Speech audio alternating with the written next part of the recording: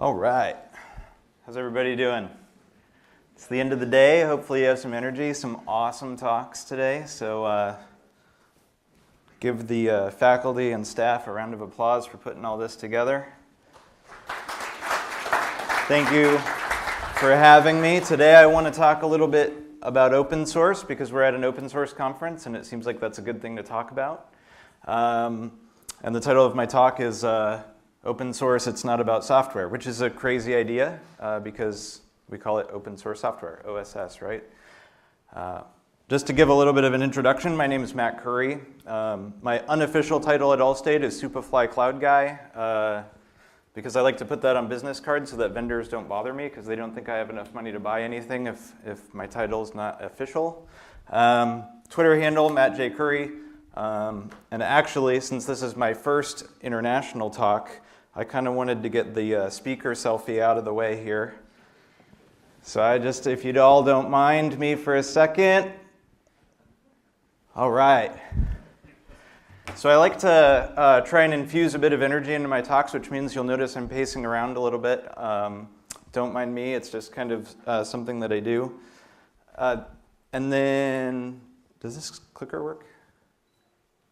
No? Okay.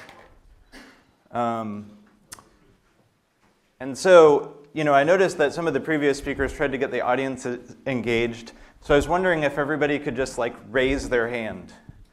We're going to practice with everybody raising their hand. Cool.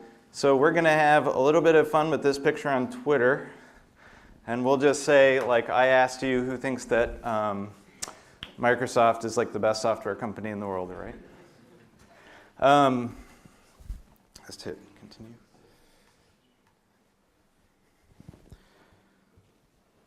Oh, there we go.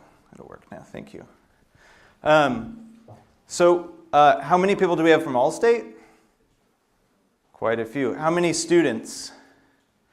All right. And how many people think that Larry Ellison is a terrorist robot sent from the future to destroy humanity? Yeah, there we go. That was a much lower response than I expected from an open source conference. All right, first things first. A few people covered this, but I wanted to say it out loud. Open source isn't free. Open source is about as free as when your friend buys you Irish whiskey, as I learned the other night, which is that it seems free at the time, but after several, then you pay the consequences of that decision the following morning, right? It isn't free ever. Open source, when you make the decision to go open source, you're signing yourself up for the operational overhead. You're signing yourself up for the obligation to participate in a community, which is not something that we see a lot. We see a lot of enterprises talking about open source. We see a lot of enterprises who go and download binaries off of GitHub and never contribute a single line of source code back to the community. In my mind, when you decide to go open source, you're signing up for a responsibility, for an obligation to all of us as the broader software community. So what is interesting is, as I was listening to talks this morning, I saw this pop up on Twitter. My friend Paula Kennedy, who's from London, posted this. Open source software is like getting a puppy. You still have to take care of it and clean up after it. And for many of you who may be parents, one of the worst things your kid can bring home is a free puppy. Because it certainly may seem free initially, but never is, right? I also think it's important to distinguish the difference between what's known as the free software movement and the open source software movement. So free software as a thing is kind of interesting. So there's this free love, hey, hippies got hold of the software. So we have free love versus free software. So we have Jerry Garcia. He represents free love. For those of you who don't know, Jerry is a software engineer from Palo Alto, California. Actually, he's the front man for the Grateful Dead, right? Very, very famous musician, sold more than 35 million albums. But what's interesting about Jerry Garcia is not only is he from Palo Alto, California, like a lot of the great enduring technology companies of our time, but he also looks almost exactly like Richard Stallman, who is the author of kind of the free software movement.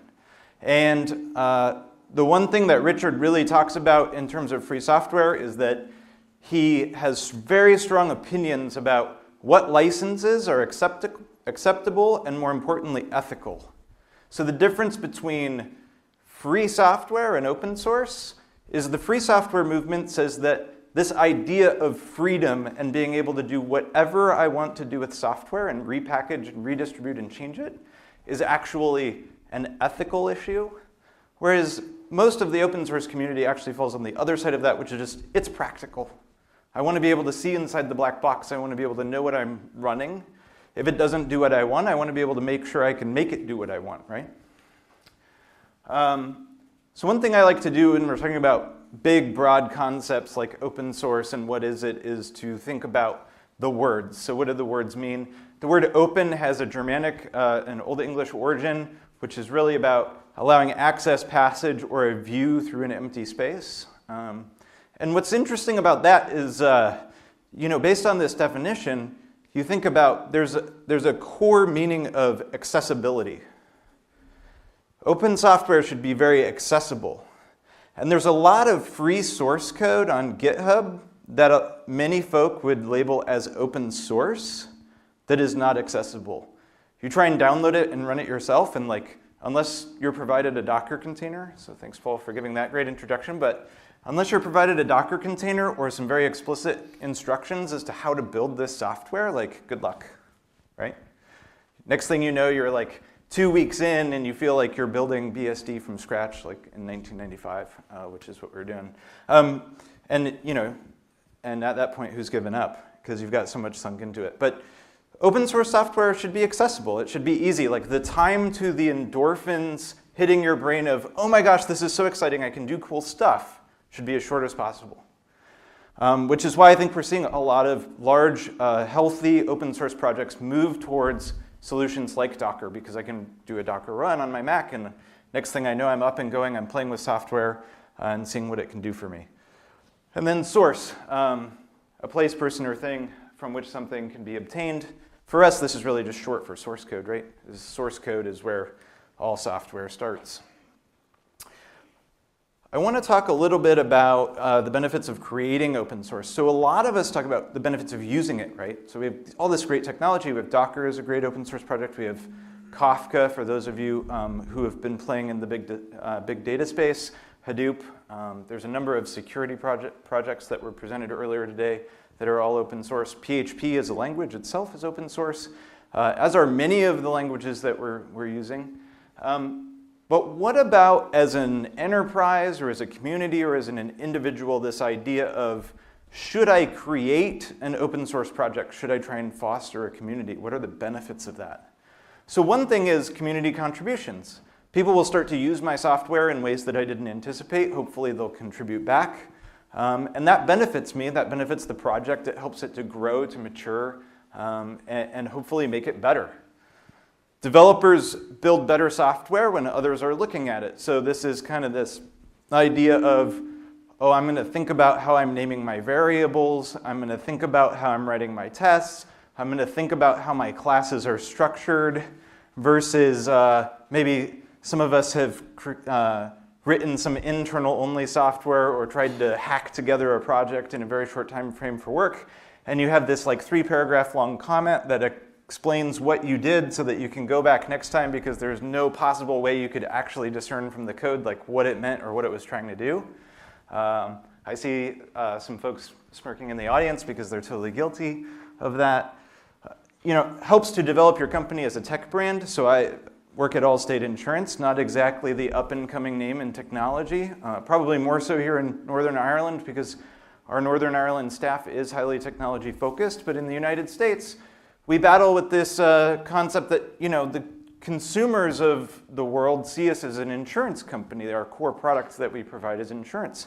As it turns out, to stay competitive in the marketplace, we need to be focused on being able to recruit some of the best and brightest engineers to make sure that we're building technology solutions that are going to ensure that we have a place in the future.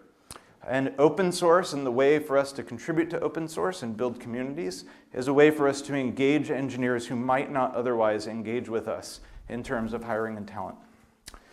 And then, of course, the eyes on your code. So this, again, kind of ties back to my original point of community contributions, but all of a sudden you'll get trolls on the internet who get to say, oh, you named your variable wrong and you should have named it this way because I'm right, and I'm just going to write these terrible comments and issues in GitHub because I have nothing better to do with my time, which at the end of the day is incredibly annoying but occasionally produces better software. Allstate isn't the only company that feels this way, right? So James Pierce from Facebook has this great quote about, by sharing our code, our stack, and in some cases, even the hardware design, which is, for many of you, if you've heard of the Open Compute platform, that's something that Facebook and Microsoft has sponsored around open source hardware, which is kind of a crazy and novel idea. We think that other companies and individuals are just able to move faster, which means that everybody in the community kind of propels ahead and moves at a faster pace, which hopefully allows us to really focus on delivering the business value that we're all out to deliver. So for insurance, or for the company that I'm in, technology is not our business, it's an enabler for our business. In Facebook, while many of us think of Facebook as a technology business, as it turns out, they're really a media advertising and making personal connections business. That's where their revenue comes from. Their revenue doesn't come directly from this idea of like a computer running in a data center. They build software. Their product is software and technology focused, but at the end of the day, that software and technology is enabling some human interaction that we're all paying for. We have this term social coding, right? So this is a term popularized by GitHub, social coding, which is this idea that I'm going to contribute code up to the internet through version control systems, that other people are going to review it. We're going to do things like pull requests. We're going to engage with each other. There's a software aspect to this, but a large part of what open source is really about is community and people and how people are interacting with each other. That's what makes it fun. That's why we're all here at a conference talking about open source software. As I was thinking about this presentation, when I got asked to give it, I decided to kind of just tweet out like, open source without healthy community is mostly just source. It kind of underpinned the idea of what I was going to talk about, which is I'm starting to see a trend that scares me, which is we have a lot of commercial entities, particularly enterprise software entities, that are starting to pretend to be open. They're creating open source projects that don't have contributors outside of a single company. They're starting to create open source projects that don't actively engage the community. And then they're going in front of CTOs and VPs and executives and saying, we're an open source project without a community, right? But they don't say that part. But the community is just as important as the software that underlies it. So it's really all about this idea, and I'm just going to keep hitting this home and hitting this home. It's about the people, it's about the communities, it's about making that stuff healthy. If we're going to create open source software in the enterprise, where do we start? Seems like a big hurdle to get over. I have to convince some folks to come along on this journey with me. We have to get developers to develop it. We have to convince our leaders that, hey, we're going to spend money paying software developers to create a product, and then we're going to give it away, potentially, to our competitors for free. If I create open source software and put it out on GitHub, there's no reason that like a State Farm or a Liberty Mutual or anybody else can't download that software and start using it. How do we get our executives comfortable with that? So first of all, branding matters. So again, all about community.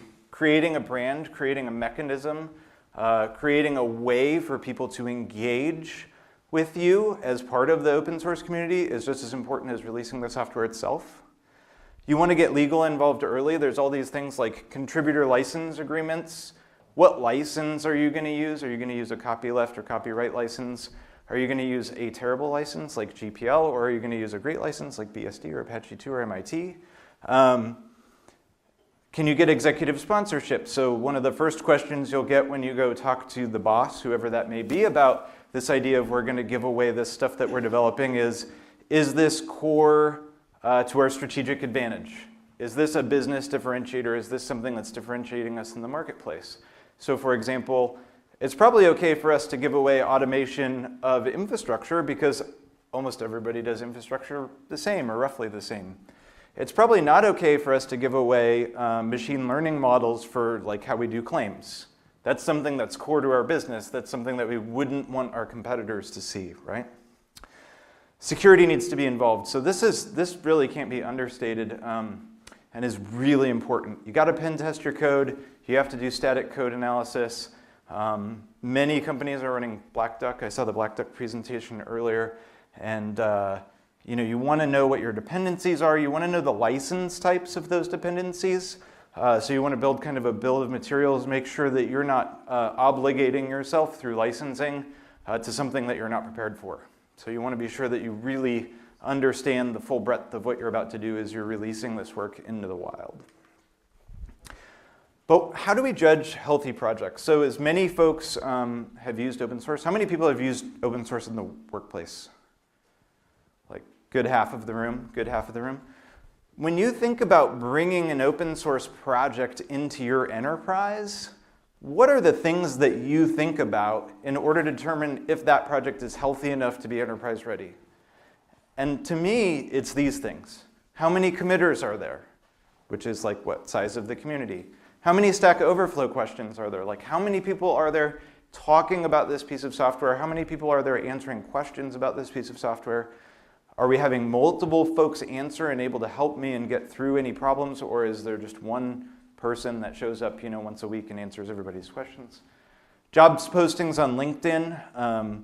If I see job postings, it's an indication that the industry, the technology industry, is moving in a specific direction, that there's probably broad support. If you go do a LinkedIn search for jobs about Kafka, you'll probably get lots and lots of jobs. If you go do a LinkedIn search about Joe's open source, probably not much, right? Also mailing list activity. Because of the roots of the Linux community and the fact that not better communication mechanisms really existed before then, we had this like mailing list, which is the email list. And they're still used today in large open source projects, and you can use the activity and the interactions to kind of judge how healthy an open source project is. So in other words, really it's the health of the community that directly makes the health of the project itself.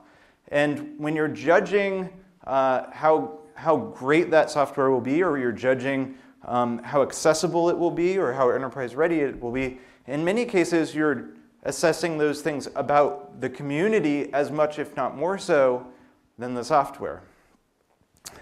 Stephen O'Grady, who's the co-founder of RedMonk, who's one of the more famous IT analyst firms, said that in the open source world, many would contend that community behind a given project is at least as important, if not more so, than the project source code.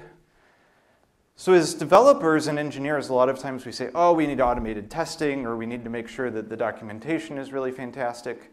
But as it turns out, yes, we need those things, but just as much, we need to be a group of people with one mind that are helping move a project in a singular direction, that are collaborating with each other, that are partnering together to kind of move technology forward as an industry. I think a great case study for this is if you look at Netflix. So one of the great success stories over the last few years have been what Netflix has done with their cloud open source platform, which is a lot of the underpinning tools and mechanisms that they've used in order to get Netflix to effectively run in AWS. So all of the microservices enablement stuff, they started off early days with Apache Zookeeper, and they built a bunch of stuff around that, and then evolved service discovery into their own project called Eureka, which runs on Java. But I thought, looking at one of their blog posts from last year, they were talking about, hey, we did all this open source work, and we've got 50 plus projects, and they're out on GitHub, and we've got some documentation. But actually, as we've spent time with the community, we found out that we need more. And these are the things that they decided that they needed in order to take their open source journey to kind of the next level, which is categorizing the projects so that it's easy for people to find projects in a specific category. So they have things by, they have big data category, they have infrastructure category, they have a security category.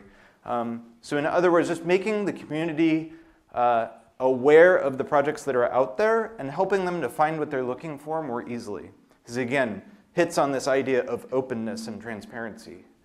Nominating category leaders. And these are people who are actually solely responsible for just interfacing with the open source community about projects in their category. So they're actually dedicating somebody or assigning somebody to be interacting with the community, encouraging the external community to be very, very active and very engaged and contributing. Transparency about direction. So one thing that they said was a hurdle for them was they were finding that there were lots of great ideas in the open source community, but the developers were a little bit hesitant to contribute because there were a few cases where somebody would contribute a bunch of contributions, and then very shortly thereafter, they would decide to end of life that product or kind of put it on ice. So they needed to be more transparent about where the products were heading, where they were investing, so that developers would also know where they could invest, to make sure that they engaged in a way that allowed them to keep a standard level of engagement and build that lasting relationship with the Netflix open source community. Exposing metrics about activity. This kind of hits back on what I talked about earlier with the Stack Overflow metrics, the mailing list stuff. It's all about issues and commits and, hey, let's give you metrics so that you can make good decisions about where to get plugged in, where to contribute, what software of theirs is really stable, and maybe what software of theirs has just been open sourced and maybe they're not even using it in production internally yet. And then improving documentation. They've really been focusing on this, and they just hit it over and over again. And this is something that we've heard about from a number of the speakers today, which is one of the great things about open source is when you can get much better documentation and you can improve that. And as you get questions from the open source community about how do I build your project, how do I run your project, how do I get started, what you'll find is hopefully you're taking that feedback and feeding it back into doing more documentation, helping people get started writing automated scripts or staging things into Docker files so that that time to euphoria shrinks. People can get excited about your project as quickly as possible. At Allstate, we've released an open source project. This was our first open source project called Deployadactyl. Deployadactyl is a deployment tool. It's out on GitHub. It's a Go library for deploying out to multiple Cloud Foundry environments. So we use Cloud Foundry internally as our internal cloud platform, as our internal platform as a service. And one shortcoming that we found is that we have many data centers, which means that we have multiple installations of the cloud that we have to deal with in order to have redundancy.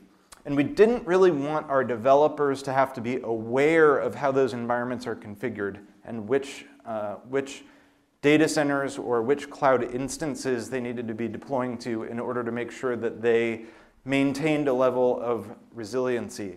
So we built in this abstraction layer that basically deals with that for them, and that is Deployadactyl. So through their continuous integration pipelines, they will deploy to Deployadactyl, and they will just say, send me to production. And then Deployadactyl, which is configured by our cloud team, figures out what production means, how many instances of the cloud that means, where, and it can enforce different varying policies for us around how many instances do they need in each cloud, and doing red or blue-green deployments so that they don't take their apps down when they're doing a deployment. So trying to make sure that it's as hard as possible for our developers to shoot themselves in the foot. We also have 2 more open source projects that have come out since then. One is a project for templating build pipelines, because we do a lot of build pipelining, because we use continuous integration pipelines to deploy our infrastructure as well as our software stack. And the other one is one to deal with Pivotal's Ops Manager. It's just a Ruby gem to basically treat it as a command line utility so that we can use that from the build tool to provision things. My buddy Linus, founder of Linux, says it just makes it even harder for people to even approach the open source side when they end up having to worry about public humiliation, which for those of you who followed Linus over the years know that that's kind of funny because he's been known to lash out at people contributing to the Linux kernel. But he's right. I mean, he understands the right thing. It's important to be respectful. It's important to be inclusive. It's important for us to encourage diversity and ideas and be good human beings to each other so that we can build these communities and build great software. So go forth, create communities, create free software, create open software, do what resonates with you, and help carry us forward as an industry. That's what this is all about. That's all I have.